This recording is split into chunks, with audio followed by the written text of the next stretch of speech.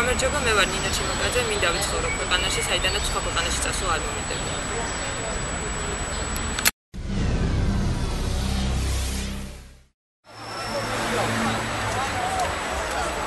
Zalbili სახელმწიფო უნივერსიტეტში ვარ მესამე კურსზე, მეიჯორში მაქვს ფილოსოფია და სოციალური მეცნიერებათა ფაკულტეტი, მიმართულება პოლიტიკა, ხო, მაინერში მაქვს თავისუფალი მეცნიერება.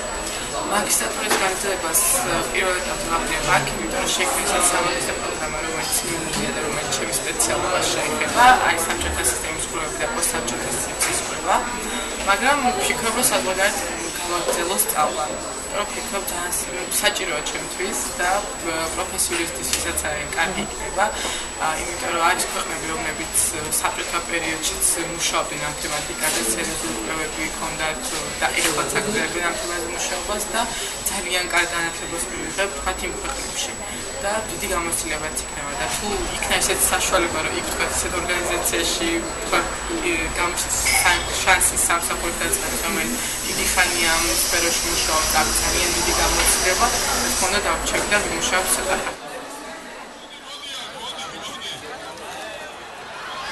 ანუ აქაჩება რაღაც დოზით მოახდინო შენი თავის რეალიზება, მაგრამ ისე მე ვფიქრობ, ერთ-ერთი პრობლემაა საზოგადოების დამოკიდებულება ახალგაზრდების მიმართ.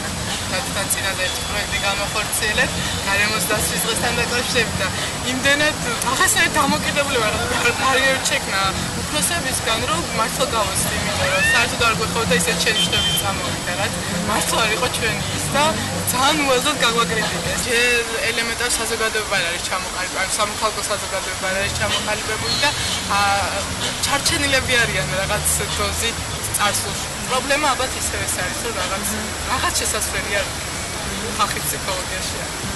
ეხლა მგონი იწყება რაღაცა გადაფასების პროცესი და ახალგაზრდებმა ეხლა უნდა შეუწყოთ ხელი და ეხლა საჭირო ვთქვათ ის თუნდაც დასავლეთში განათლების მიღება, რაღაცა ახალი საზოგადოების ნახვა და იქ რა როგორ ხდება. ამას როცა გავიგებ, როდესაც აქ ვარ და ვამბობ, რომ აი დასავლეთში ესე ხდება, ფაქტობრივად მაინც არ ვიცით კარგად რა როგორ მოხდა იქ. ამას თუ დააკვირდები კარგად, ხო, მე შენს ქვეყანაშიც მოიქცევ ისე, რომ თქვენ იმ ეტაპამდე მივხვდი როგორ გინდა რომ იყო.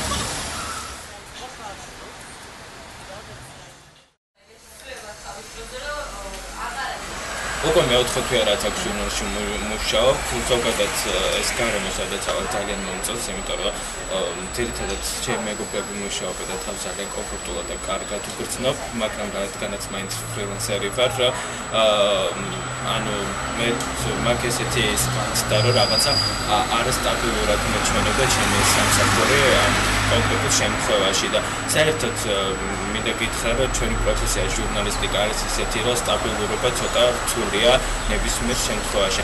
ევროპისგან განსხვავებით, ან ჩვენგან განსხვავებით, იმათ შრომის კოდექსი ბევრად უფრო სხვანაირია. აქ შეიძლება დავუშვათ ერთი თვე, რამდენიმე თვე იარო ისე, რომ საერთოდ აი შენი დრო, რომელიც ძალიან ძვირფასია, ესე დაკარგვა, რომ ამას შედეგი შეიძლება საბოლოოდ არ მოხდეს. რაღაც მომენტ შეიძლება დავიღალე კიდეც, რომ რაღაცა სწავლობ, მე მუშაობ, რაღაცა და რაღაც მომენტში არ გიმართებს, როდესაც რაღაცა არ გამოგდეს. მიზანი, რატომაც მინდა საზღვარგარეთ წასვლა, არის ეს, რომ ნახო სხვა გარემო და ნახო სხვა სიტუაცია.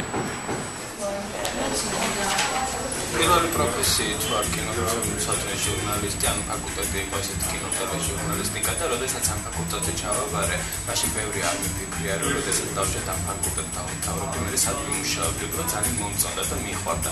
სად ხა ესე განვიწყოთ არ ვიცი, მაგრამ ალბათ ბრიტანეთში. და თუ მომეცემა იმის საშუალება, რომ იქ დავჭერ ცოტა ხნით სამუშაოდ, ალბათ დავჭერდი, ალბათ კი რა დავჭერდი რაღაც გარკვეულ პერიოდი, მაგრამ საბოლოოდ დარჩენას ნამდვილად დავაპირებ. აი იმის მოლოდინში ნამდვილად არა ვარ, რადგანაც საზღვარგარეთ ვიყავ და დავშვეთი ვისწავლე აქ ფინანსებით დამკვიდრებია სამსახურში თავაზები. ანუ ამის ისეთი განცდა არ მაქვს, მაგრამ რაღაცა როლს მე ვფიქრობ, რომ მაინც ითამაშებს ჩემს კარიერაში.